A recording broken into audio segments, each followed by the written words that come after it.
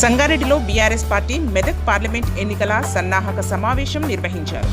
Sangareddy Pothireddipalli PSR గార్డెన్స్లో MLA Chinta Prabhakar అధ్యక్షతన MP అభ్యర్థి వెంకట్రామిరెడ్డికి మద్దతుగా జరిగిన సన్నాహక సమావేశంలో మాజీ మంత్రి హరీష్ రావు, ఎంపీ అభ్యర్థి వెంకట్రామిరెడ్డి, ఎమ్మెల్యేలు కొత్త ప్రభాకర్ రెడ్డి, సునీత లక్ష్మారెడ్డి, జెడ్పీ చైర్మన్ మంజుశ్రీ జైపాల్ రెడ్డి, మాజీ MLC Farooq Hussain, DCCB vice chairman Patnam Manikyam, DCMS chairman Shivakumar, BRS నాయకులు ఎర్రోల శ్రీనివాస్, మామిల రాజేందర్, కాసాల బుచ్చిరెడ్డి, రాజేశ్వరరావు దేశ్ పాండే, జెడ్పీటీసీ కొండల్ రెడ్డి, నరహరి రెడ్డి, డాక్టర్ శ్రీహరి, ప్రభుగౌడ్, మనోహర్ గౌడ్, ఆత్మకూర్ నగేష్, చక్రపాణి, వెంకటేశ్వర్లు, నర్సింహులు మరియు బీఆర్ఎస్ ప్రజా ప్రతినిధులు, నాయకులు, కార్యకర్తలు పాల్గొన్నారు.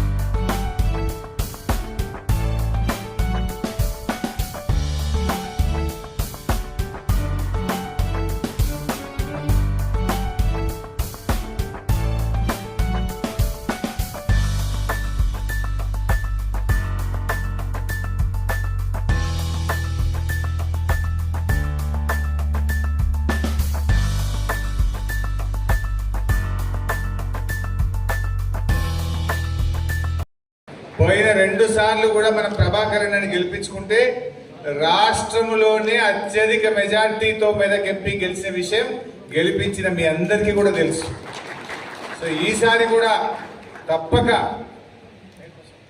తప్పకుండా మెదక్ మీద ఏ జెండా ఎగురుతుందంటే అది గులాబీ జెండా. మన కాబోయే ఎంపీ మన వెంకట్రామిరెడ్డి గారు. గౌరవనీయులు పెద్దలు, అర్థమైంది మెదక్లో ఎవరు గెలుస్తారంటే బీఆర్ఎస్ పార్టీ గెలుస్తుంది అంటే ఎవరికి అనుమానం లేదు. కాంగ్రెస్ పార్టీలో కొంతమంది సర్వే చేసుకుపోయారు పోటీ చేద్దామని. సర్వే చూసుకున్నాక ఇక లాభం లేదు పోటీ చేస్తే అని తోకముడిచి వెళ్ళిపోయింది. ఇవాళ బీజేపీకి వెళ్ళి అభ్యర్థి వచ్చిండు. ఆ అభ్యర్థి మంచోడైతే మొన్ననే దుబ్బాకలో గెలిపియాలి కదా. ఆయన 4 ఏళ్ళు ఎమ్మెల్యేగా పనిచేసిన తర్వాత, 4 ఏళ్ళు ఎమ్మెల్యేగా ఆయన పాలన చూసిన తర్వాత ఈయన మాకు పనికిరాడు అని 54,000 ఓట్లతో కొత్త ప్రభాకర్ రెడ్డి గారిని గెలిపించారు. నువ్వు నిజంగా పనివంతునివే అయితే దుబ్బాకలను మొన్ననే గెలిపిస్తారు కదా. 4 ఏళ్ళు నువ్వు ఎమ్మెల్యే పనిచేసిన తర్వాత నీ పనితీరు బాగలేదు, నువ్వు మాకు పనికిరావు అని ఆయనను పక్కకు పెట్టి 54,000 ఓట్లతో కొత్త ప్రభాకర్ రెడ్డిని గెలిపించారు. అంటే ఈరోజు ఖచ్చితంగా బీఆర్ఎస్ పార్టీ గెలుపు ఖాయం. దీన్ని ఎవరు కూడా ఆపలేరు అని చెప్పి కూడా నేను మీ అందరికి మనం చేస్తా ఉన్నాను. దయచేసి మన కార్యకర్తలను కూడా అందరం కష్టపడి పనిచేద్దాం. మన మీరు చింతా ప్రభాకర్ కోసం అందరూ కూడా చాలా కష్టపడి పనిచేసినారు. మంచి విజయాన్ని మీరు సాధించారు. అదే స్ఫూర్తితో ఇవాళ అందరం కూడా మనము ఓన్ చేసుకొని ఎవరికి వాళ్ళం మనమే అభ్యర్థి అనుకొని మనము వెంకట్రామిరెడ్డి గారిని గెలిపించుకోవాల్సిన అవసరం ఉంది. వెంకట్రామిరెడ్డి గారు కొన్ని విషయాలు చెప్పారు. ఇప్పుడు సౌమ్య అనే అమ్మాయి కానీ ఆ కుటుంబాన్ని డాక్టర్లు చేసిన నిజంగా ఈ కాలంలో ఉంటారా? సొంత పిల్లలలాగా ఆ కుటుంబాన్ని చదివించి ఇవాళ ఇద్దరు డాక్టర్లను చేసిండు అంటే ఎంత మనసు ఉంటే చేయాలి. ఆయన ఆ రోజు రాజకీయాల్లోకి వస్తా అనుకోలే, ఎంపీకి పోటీ చేస్తా అనుకోలే. ఇంకొక ఉదాహరణ చెప్పాలి మీకు. 2014లో ఇదే సంగారెడ్డిలో వారు జాయింట్ కలెక్టర్గా ఉండే మా సిద్దిపేట డివిజన్లో దుబ్బాక ప్రాంతం నుంచి ఒక చేనేత కార్మికుల కుటుంబం, తల్లి తండ్రి ఇద్దరు ఎయిడ్స్ పేషెంట్లు, పాపం ఇద్దరు చనిపోయింది. ఇద్దరు ఆడపిల్లలు, రోజా రమణ్య పేరుండే, రాధా రాధిక. అది అయితే ఆ పిల్లలకు తెలియదు, దయచేసి మీరు రాయొద్దు, పిల్లలకు ఆ ఎయిడ్స్తో చనిపోయిన విషయం తెలియదు. అయితే ఆ పిల్లలు రాధా రాధిక, ఆ ఇద్దరు పిల్లలు ఇక్కడికి వచ్చి ప్రజావాణిలో దరఖాస్తు ఇచ్చిండ్రు. అమ్మా నాన్న ఇద్దరు చనిపోయినరు, మేము అనాథలమైన మమ్మల్ని కాపాడుకోండి. ఇస్తే వారు ఒక మనసున్న మనిషి కనుక వాళ్ళని ఇక్కడనే సంగారెడ్డిలో హాస్టల్లో చేర్పించి ఆ పిల్లల్ని ఇక్కడ చదివించారు. చదివించి మళ్ళీ సిద్దిపేట కలెక్టర్ వచ్చిన తర్వాత సిద్దిపేటలో అక్కడికి వాళ్ళ పిల్లల్ని షిఫ్ట్ చేసుకొని ఆ పిల్లల్ని ఇలా ఉన్నత విద్యావంతులు చేసి ఆ పిల్లల పెళ్లిళ్ళు చేసి ఆ పిల్లల్ని ఒక దరికి చేర్చినటువంటి వ్యక్తి. నాకెందుకు గుర్తు అంటే కేక్ కట్ చేస్తుండే, ప్రతి బర్త్డేకు సిద్దిపేట ఆనంద నిలయానికి పోయి కేక్ కట్ చేసి వస్తుండే. ఏందబ్బా ప్రతి బర్త్డేకి పోతుండని రోజు అడిగితే ఇట్లా జరిగింది. 2014లో నాకు సంగారెడ్డిలో వచ్చి పిల్లలు దరఖాస్తు ఇచ్చిండ్రు, ఆ పిల్లల్ని నేను దత్తత తీసుకున్న, అనాథ పిల్లలు, ఆ పిల్లల్ని నేను చదివిస్తున్నా అని చెప్పిండ్రు. అందులో ఒక అమ్మాయి పీజీ చేసి ఇవాళ మంచి ఉద్యోగం పొందింది. ఆ అమ్మాయి పెళ్లి కూడా తనే దగ్గరుండి కన్న తల్లిదండ్రులలాగా పెళ్లి చేసినాడు. ఆ రెండవ అమ్మాయి కూడా ఇప్పుడు పీజీ చదువుతా ఉంది, ఇప్పటికీ ఆ అమ్మాయిని కూడా చదివిస్తూ ఉన్నాడు. ఒక మనసున్న మనిషి. అట్లా చెప్పాలంటే చాలా ఉదాహరణలు ఉన్నాయి. ఒకసారి చేరియాల్లో కూడా మా దగ్గర ఒక ఆయన ఇల్లు కట్టుకుంటే ఆ ఇల్లు కడతా ఉంటే ఇంటికి నీళ్లు పడుతుంటే ఆ ఇంటి మీదకి వెళ్ళి పడి నడు విరిగిపోయింది. నడు విరిగిపోతే అది పత్రికలో వచ్చింది. రోజు నేను పేపర్లు చదివిన, అప్పుడెప్పుడు 2016 అనుకుంటా. నడు విరిగిపోతే ఆసుపత్రిలో జాయిన్ అయిపోతే చివరికి ఆ కట్టుకుంటున్న ఇల్లు అమ్ముడుకున్నాడు, భూమి అమ్ముకున్నాడు, మొత్తం పోయి ఆయన వైద్యం చేయించుకొని వస్తే జీవోత్సవం లాగా బెడ్ రిడన్ పేషెంట్ అయిపోయింది. మనిషి బతికేది కానీ మంచం మీదకి వెళ్ళేవాడు. ఇద్దరు ఆడపిల్లలు వాళ్ళు వచ్చి ప్రజావాణిలో దరఖాస్తు ఇస్తే ఆ పిల్లల్ని అడాప్షన్ తీసుకొని కొత్త ఇల్లు కట్టించి ఆ పిల్లల్ని చదివించిన సంఘటన సిద్దిపేట జిల్లా చేరియాల్లో జరిగింది. అంటే ఇట్లా ఎన్నో ఉదాహరణలు ఉన్నాయి. నేను ఎక్కువ టైం తీసుకోను కానీ ఒక మంచి మనిషి, హృదయం ఉన్న మనిషి, ప్రజలకు సేవ చేయాలని నిస్వార్థంగా వచ్చి ఇవాళ 100 కోట్ల రూపాయలతో ఒక నిధి ఏర్పాటు చేసి మన కార్యకర్తల పిల్లల్ని ఈ మెదక్ పార్లమెంట్ నియోజకవర్గంలో డాక్టర్లుగా, ఇంజనీర్లుగా, IIITలో సీట్లు వచ్చి ఫీజులు కట్టలేక బాధపడుతున్న ఆ పేద పిల్లల్ని చదివిస్తానని చెప్పి ఇవాళ గొప్ప మనసున్న మనిషి కనుక అటువంటి మనిషిని మనం కూడా గెలిపించుకోవాల్సిన అవసరం ఉంది. ఇవాళ మనం బీఆర్ఎస్ పార్టీ 6 ఎమ్మెల్యేలు మనమే గెలిచినాం. మెదక్లో కూడా తక్కువ మెజార్టీతో పోయినాం. సో మనకున్న క్యాడర్ కానీ మనకున్న బలం కానీ అందరం కలిసికట్టుగా పనిచేస్తే మెదక్ ఎంపీ ఖచ్చితంగా గెలుస్తాం. ఇలా ప్రజలకు కూడా కాంగ్రెస్ పార్టీ చేస్తున్న మోసాలు కొద్దిగా అర్థమవుతా ఉన్నాయి. వాళ్ళు ఆ రోజు 100 రోజుల్లో 6 గ్యారెంటీలు అమలు చేస్తామని చెప్పి బాండ్ పేపర్లు పంచారు, ఇంటింటికి వచ్చి నోటరీ డాక్యుమెంట్లు పంచారు. మరి అమలైనయా? ఇవాళ 100 రోజుల్లో చేస్తామన్న కాంగ్రెస్ పార్టీ ఇలా 100 రోజులు దాటి. చాలా సంతోషం ఉంది. నేను నా 25 సంవత్సరాల సర్వీసులో సుమారుగా 11 సంవత్సరాలు ఈ ఉమ్మడి మెదక్ జిల్లా గడ్డ మీద నేను పనిచేయడం జరిగింది. నాకు 2002 సంవత్సరంలో పీడీగా నేను ఇక్కడ బాధ్యతలు తీసుకున్నప్పుడు మన విద్యానగర్లో అప్పుడు విజేందర్ రెడ్డి అన్న కౌన్సిలర్, అక్కడ స్థానిక కౌన్సిలర్ విజేందర్ రెడ్డి అన్న, అప్పుడు నేను విద్యానగర్లో కిరాయికి ఇంట్లో ఉన్నాను, సర్పంచ్ ఉన్నారు అప్పుడు బుద్ధిరెడ్డిపల్లికి. అక్కడే నా బిడ్డ కూడా జన్మించింది. నా కొడుకు విద్యాభ్యాసం కూడా ఇక్కడే సెయింట్ ఆంథోనీ స్కూల్లో జరిగింది. నాకు అలవాటు, ఎక్కడ ఉన్నా కూడా ఎక్కడ పనిచేసినా కూడా నా కొడుకుతో పాటు అక్కడే ఉండాలి, హెడ్ క్వార్టర్లో ఉండాలి, ప్రజలకు అందుబాటులో ఉండాలి, ఉద్యోగ ధర్మం కరెక్ట్గా నిర్వహించాలనే ఆలోచనతో ఇక్కడ నాకు కూతవేట్లో హైదరాబాద్లో మా ఉమ్మడి కుటుంబం ఉన్నా కూడా జిల్లాలోనే ఉంటే నా సమర్థతగా పనిచేయగలుగుతాను, నా బాధ్యత కరెక్ట్గా చేస్తాననే ఆలోచనతో అర్ధగంట ప్రయాణం కూడా కాదని చెప్పి, మంచి స్కూల్స్ కాదని చెప్పి నా కొడుకుని ఇలా సెయింట్ ఆంథనీ స్కూల్లో చదివించాను. అది కూడా మంచి స్కూలే, అందరూ ఇక్కడ మన వాళ్ళకు కూడా మనందరం కూడా మంచి పేరున్న స్కూల్. అయితే ఇక్కడ ముఖ్య విషయం చెప్పాల్సింది ఏంటంటే, నేను ఉండేది తెల్లాపూర్ నివాసం. గత 6 సంవత్సరాల నుంచి అక్కడే ఉంటున్నాం. నా ఓటు తెల్లాపూర్లోనే అసెంబ్లీకి వేశాను. మొన్న నర్సాపూర్లో కూడా నేను ఎమ్మెల్సీ ఓటు కూడా నర్సాపూర్ కాన్స్టిట్యున్సీకే ఆప్ చేసుకోవడం జరిగింది. అయితే అభ్యర్థిగా నన్ను పార్లమెంట్ అభ్యర్థిగా ఎంపిక చేసినందుకు పార్టీకి, అదేవిధంగా గౌరవ మాజీ ముఖ్యమంత్రి గారు కేసీఆర్ గారికి, అదేవిధంగా నాకు అన్ని దిక్కైన హరీష్ అన్నకి, వారు ఈ జిల్లాకు నన్ను జాయింట్ కలెక్టర్గా తీసుకొచ్చింది వారే, నాకు రాజకీయ జీవితం ఇచ్చింది వారే, నాకు అడుగడుగునా నన్ను నడిపించేది కూడా వారే. నేను మెదక్ కలెక్టర్ బాధ్యతలు తీసుకున్నప్పుడు ఉదయాన్నే 7:30కు ఫోన్ చేశాను 2016లో. సార్, నేను మెదక్ కలెక్టర్గా బాధ్యతలు తీసుకుంటున్నా, నన్ను ఈ సంగారెడ్డి జిల్లాకు మీరు ఉమ్మడి జిల్లాకు జాయింట్ కలెక్టర్గా తెచ్చారు, దానివల్ల నేను ముఖ్యమంత్రి గారి వల్ల నేను పికప్ అయ్యాను, కానీ మనం తీసుకొచ్చింది మీరు, నేను ఆ దినాన్ని మర్చిపోను సార్ అని చెప్పి నేను కలెక్టర్ బాధ్యత తీసుకోబోయే ముందు ఉదయం రోజు స్నానం చేసి దేవుని దండం పెట్టుకున్నాక హరీష్ రావు సార్కి ఫోన్ చేశాను. చేస్తే ఆ రోజు ఒక మాట అన్నారు, ఈ వేదిక మీద నేను చెప్పాల్సిన అవసరం ఉంది. ఈరోజు నువ్వు సమర్థుడివి, ప్రజల కొరకు పనిచేస్తావు, నీకు కలెక్టర్ ఉద్యోగం చిన్నది, నిన్ను ఎన్నడో ఉన్నాడు నేను చట్టసభలో కూర్చుంటే పెడతా అని చెప్పేసి నాకు ఆ రోజు చెప్పారు. 2016లో చెప్పారు.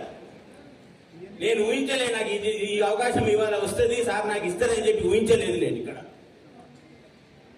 ఆ రోజే నాలో ఉన్న ఆలోచన వారు చూశారు, జాయింట్ కలెక్టర్గా నా పని విధాన్ని వారు చూశారు. నువ్వు సమర్థంగా చేయగలుగుతావు, నీలాంటి వాళ్ళు చట్టసభలో ఉండాలి, నీలాంటి వాళ్ళు ప్రజల దగ్గర ఉండాలి, నీలాంటి వాళ్ళు మా టీంలో జైలుగా నువ్వు టీఆర్ఎస్ టీంలో నువ్వు జైలు కావాల్సిన అవసరం ఉంది అని చెప్పి ఆ రోజు మన మంత్రివర్యులు నిర్ణయం తీసుకున్న మేరకి ఈ రోజు నా రాజకీయ ప్రస్తావన స్టార్ట్ అయిపోయింది. దాన్ని గుర్తించి కలెక్టర్గా భారతదేశ చరిత్రలో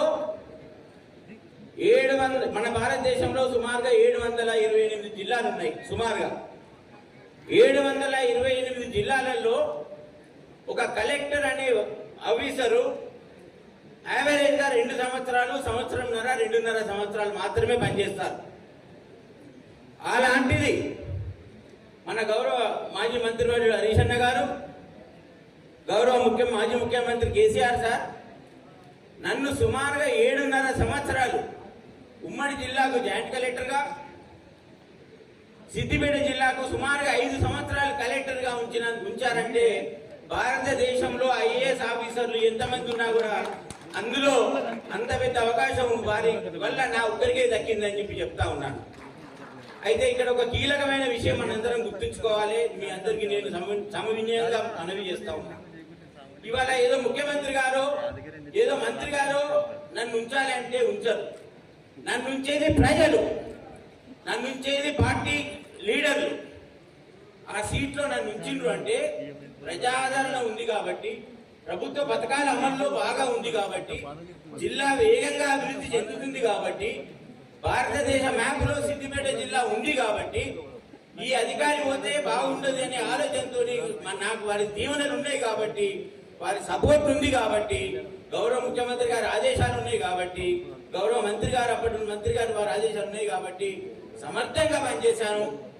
ప్రజలకు చేరువయ్యాము, ప్రజల అనుమతి ఉంది కాబట్టి, ప్రజలు కోరుకున్నారు కాబట్టి, ప్రజా ప్రతినిధులు కోరుకున్నారు కాబట్టి ముఖ్యమంత్రి గారు కూడా అదే విధంగా నన్ను కంటిన్యూ చేయడం జరిగింది. ఏ ఒక్కరోజు కూడా ప్రజలకు దూరంగానో ప్రభుత్వ పనికి దూరంగానో ఉండలేదు. 25 ఏళ్ల ప్రభుత్వ ఉద్యోగ ప్రస్తావనలో ఒక గ్రూప్ 1 ఆఫీసర్గా స్టేట్లో టాప్ ర్యాంకులో నేను గ్రూప్ 1 పరీక్ష ఉత్తీర్ణులై 1996లో డిప్యూటీ కలెక్టర్ హోదాలో ఉద్యోగం చేరిన నాటి నుంచి కూడా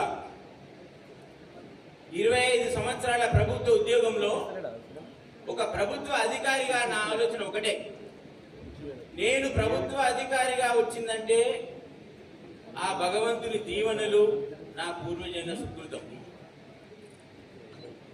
నాకు ఒక మీ అందరికీ కూడా నేను ఏ రకంగా పోయినా తక్కువే. మరి మీ అందరికీ శిరస్సు వంచి నమస్కారాలు తెలియజేస్తున్నా. మరి ఈ నియోజకవర్గం సంగారెడ్డి గురించి మీకు తెలుసు. ఇక్కడ మాజీ ఎమ్మెల్యే అనేవాడు పూర్తిగా ప్రజలను తిరస్కరించిన, నాకు ప్రజలతో ఏ సంబంధం లేదు అని ఓడిపోగానే చెప్పినటువంటి సందర్భం. మరి గతంలో మరి మనం ఎప్పుడు కూడా ప్రజల్ని విడిచిపెట్టి పోలేదు. మనకు పూర్తి అండదండలు మరి హరీష్ అన్న, అదే రకంగా ఎంపీ కొత్త ప్రభాకర్ రెడ్డి గారు మనకు దీవెనలు అందించారు. మరి ఇక్కడ అభివృద్ధి మరి సంక్షేమం కూడా నిరంతరంగా అన్నీ చేసుకున్నాం. మరి ఒకటే ఇప్పుడు మన ముందున్న కర్తవ్యం. ఈ కర్తవ్యంలో మరి కేసీఆర్ గారు ఆశీర్వదించి పంపించినటువంటి వెంకట్రామరెడ్డి గారు ఎంపీ అభ్యర్థి గారు, వారికి మనందరం మనకు వచ్చినటువంటి మెజార్టీ కంటే ఎక్కువ మెజార్టీ ఇచ్చి మరి కేసీఆర్ గారికి బహుమానం అందించాల్సిన అవసరం ఉంది. మరి హరీష్ అన్న నాయకత్వంలో ఎక్కడ కూడా విశ్రాంతి లేకుండా అవిశ్రాంతంగా ఈ కర్తవ్య సాధనలో కార్యోన్ముఖులమై పనిచేద్దాం. ఎందుకంటే మొన్న జరిగినటువంటి మహబూబ్ నగర్ ఓ సభలో మరి ముఖ్యమంత్రి గారు ఇజ్జత్ కా సవాల్, మేము మహబూబ్ నగర్లో మనం ఖచ్చితంగా గెలిపించుకోవాలని అక్కడున్న అభ్యర్థికి కోరిండు.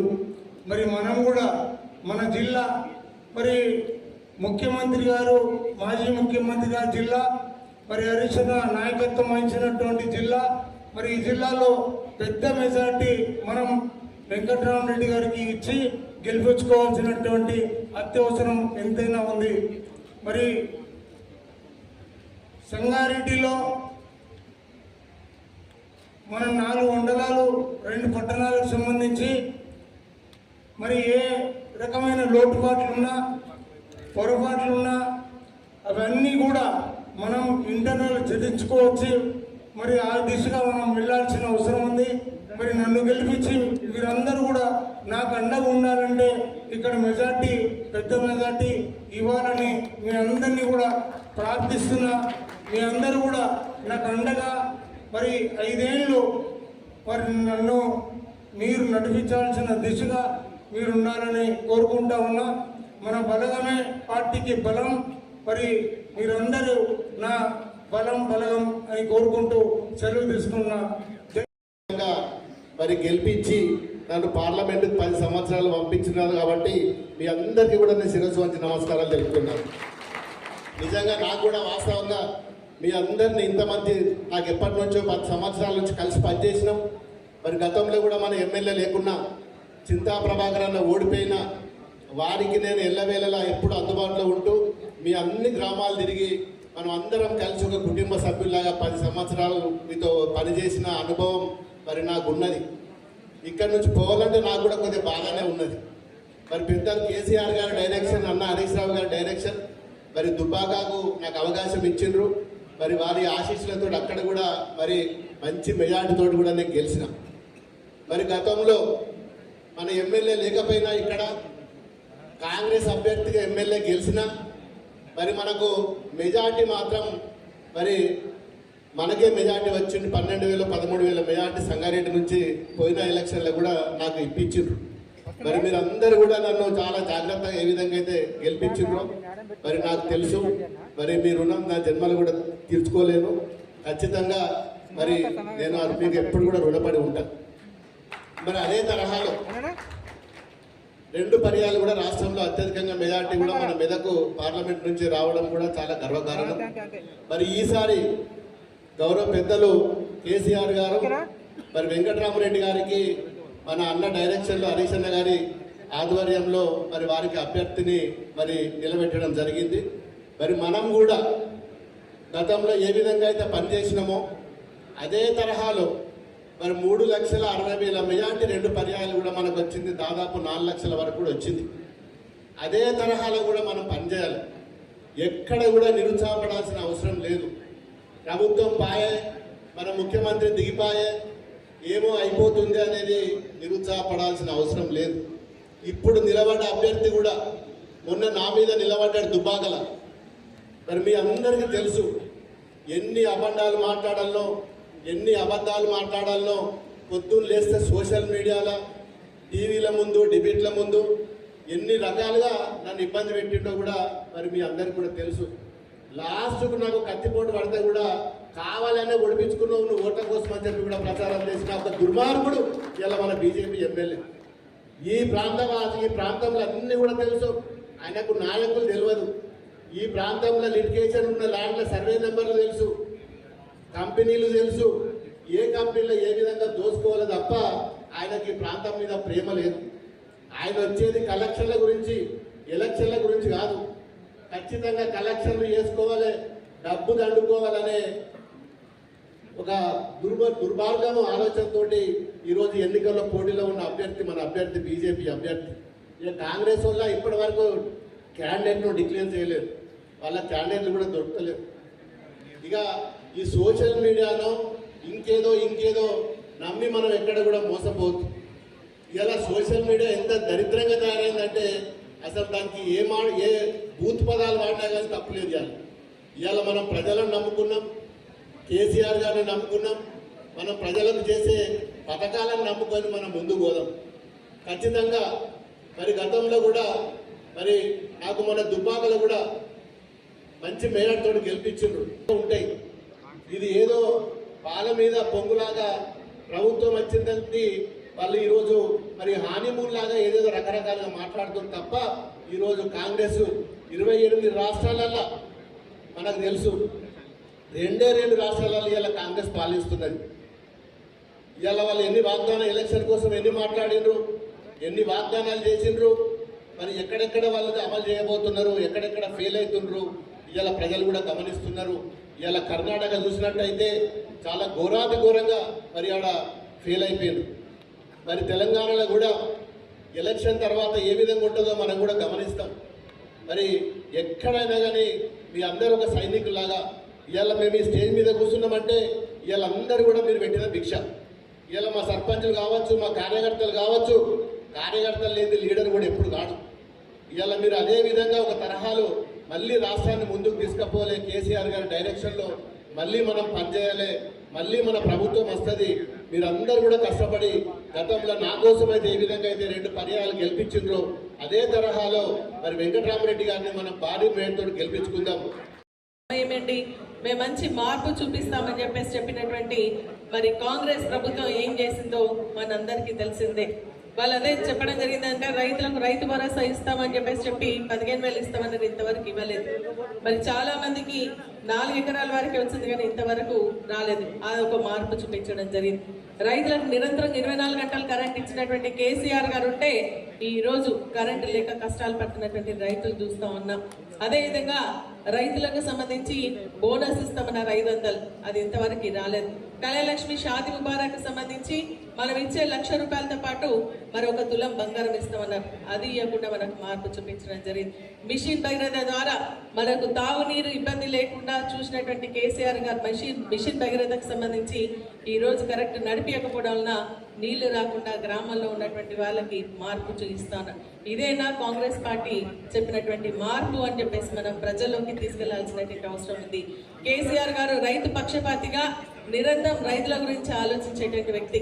ఈ రోజు ఓడిపోయినా కూడా మరి ప్రజల గురించి ఆలోచిస్తున్నటువంటి వ్యక్తి మన కేసీఆర్ గారు అని చెప్తా ఉన్నా. మేము మొన్న మీటింగ్లో కూర్చున్నప్పుడు రైతులకు ఎందుకు కరెంట్ ఇవ్వట్లేదు, ఎందుకంటే నేను ఉన్నప్పుడు మరి గ్రిడ్లు ఇటు ఛత్తీస్గఢ్కి కలిపినాం, అదేవిధంగా నేషనల్ గ్రిడ్ కలిపినాం. ఒక దగ్గర కరెంటు పోతే ఇంకొక దగ్గర నుంచి ఇమీడియట్గా అందుకొని కరెంట్ ఇచ్చేటువంటి పరిస్థితి ఈ రాష్ట్రంలో మేము తెచ్చినాం. మరి ఈ రోజు వీళ్ళ అసమర్థ వలన కరెంట్ ఇవ్వలేకపోతా ఉన్న రైతులకు అని చెప్పడం జరిగింది.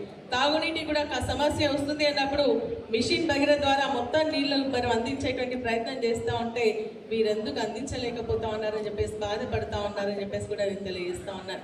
ఆ రోజు మన కోసం మన ప్రాంతాలన్నీ కూడా సస్యశ్యామలం కావాలని, తెలంగాణ రావాలని చెప్పేసి నిరంతరం కృషి చేసినటువంటి వ్యక్తి మన కేసీఆర్ గారు. మరి ఈరోజు మనం దాదాపు 38 మంది గెలవడం జరిగింది అంటే 39 మన లాస్ట్ ఇయర్ చనిపోవడం జరిగింది. 38 మంది ఉన్నామంటే మన అసెంబ్లీలో కూడా చాలా స్ట్రెంత్ ఉంది. మరి మనకి కృష్ణార్జున్ లాగా మన హరీష్ రావు గారు, కేటీఆర్ గారు మాట్లాడుతూ ఉంటే అటు కాంగ్రెస్ పార్టీకి సంబంధించిన వాళ్ళకి సమాధానం చెప్పలేనటువంటి పరిస్థితిలో ఈరోజు మన బలం గొప్పగా ఉంది అని చెప్పి మనం ఆలోచన చేయాల్సినటువంటి అవసరం ఉంది అని చెప్పేసి కూడా తెలియజేస్తా ఉన్నా. ఈరోజు రైతులకు సంబంధించినటువంటి చాలా సమస్యల పైన మరి కరెంట్ విషయంలో కానీ, మిషన్ భగీరథ విషయంలో కానీ, అదేవిధంగా కాళేశ్వరం ప్రాజెక్టు విషయంలో కానీ మరి చాలా గట్టిగా మరి ప్రభుత్వాన్ని కూడా నిలదీయడం జరిగిందని చెప్పేసి కూడా నేను తెలియజేస్తా ఉన్నా. పొలాలు ఎండిపోతా ఉన్నాయి, తాగదందుకు నీళ్లు లేవు, కరెంట్ వస్తా లేదు. కాబట్టి ఆ వాస్తవాలని ప్రజలు నిన్న హరీష్ రావు గారు టెలికాన్ఫరెన్స్ పెడితే నేను విన్నా. కొంత మాట్లాడదామంటే డిస్కనెక్షన్ అయిపోయింది. ఎందుకనంటే నేనేమంటున్నా అంటే ఎలక్షన్లు ఉన్నాయి, వాస్తవాలను తెలిపాలంటే మనం పల్లె పల్లె తిరగాలి, గల్లీ గల్లీకి పోవాలి. ఎక్కడంటే మనం కేసీఆర్ గారు 10 సంవత్సరాలలో నీళ్ళు ఇచ్చిండ్రు, కరెంట్ ఇచ్చిండు, పెన్షన్ ఇచ్చిండు, రైతు బంధు ఇచ్చిండు, రైతు బీమా ఇచ్చిండు, ప్రతిదీ ఇచ్చిండు. ఇవాళ ఏమొస్తాలేదు. నేను 30 సంవత్సరాలు కాంగ్రెస్ పార్టీలో ఉన్నా. సునీత లక్ష్మారెడ్డి గారు ఉన్నారు, జయపాల్ రెడ్డి గారు ఉన్నారు. మా కాంగ్రెస్ వాళ్ళకు సంగతి బాగా తెలుసు. వాళ్ళు ఎలక్షన్ తర్వాత ఇక గల్లాలు పట్టుకున్నాడు. కాంగ్రాబాయ్ మీరు నాకు తెలుసు. పార్లమెంట్ ఎలక్షన్ తర్వాత మీరు గల్లాలు పట్టుకోకపోతే నా పేరు ఫారూక్ హుసేన్ కాదు. ఎందుకు ఉన్నారు అని అంటే ఆగి ఈ పార్లమెంట్ ఎలక్షన్ కావాలనేటువంటి ఆలోచనలో ఉన్నారు అని చెప్తా ఉన్నాను. అందుకోసం దయచేసి మనలో ఎవరైనా పుర్లు ఉంటే వ్యవసాయ రైతు ఏం చేస్తాడు, పంట పండినాక తీసుకొచ్చి గాలుపు కొడతా ఉంటాడు, పుర్లు కొట్టుకోబోతుంది, గట్టిగా ఉంటది. ఆ గట్టిదే ఈ కార్యకర్తలు అని చెప్తా ఉన్నాను. దయచేసి మీరు హరీష్ రావు గారు చెప్తా ఉన్నారు. నేను ఒకటే విషయం, ఏ కార్యకర్త అయితే కష్టకాలంలో మనం ఓడిపోయినా, కేసీఆర్ గారు పడిపోయినా, వారి కాలిరిగినా, ఇవాళ మన కష్టకాలం ఉన్నా మన ఎంబడి ఉన్న వాళ్ళను చూసుకోవాలి. రాబోయే దినాలలో మనం అధికారంలో వస్తాం, దానికి బాధపడే అవసరం లేదు. నేను అపోజిషన్లో ఉన్నా, అధికారంలో ఉన్నా, మంచిది చూసినా చెడు చూసినా ఈ 70 సంవత్సరాలు 40 సంవత్సరాల జీవితంలో పోలీస్ కేసులను కూడా చేశాను.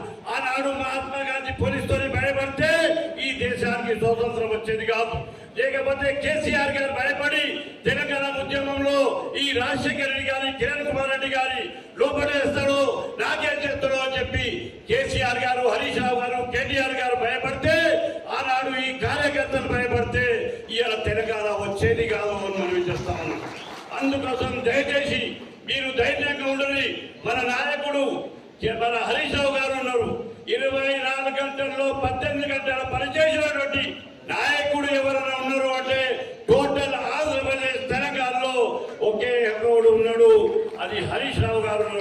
రాత్రి 12 గంటలకు ఫోన్ చేయండి, డబ్బులు రాబట్టకపోతే పొద్దుగాల ఏం సంగతి, ఫారూక్ భాయ్ ఏం ఏం సంగతి అని చెప్పి కష్టకాలంలో ఆదుకున్నటువంటి వ్యక్తి హరీష్ రావు గారు ఉన్నారు.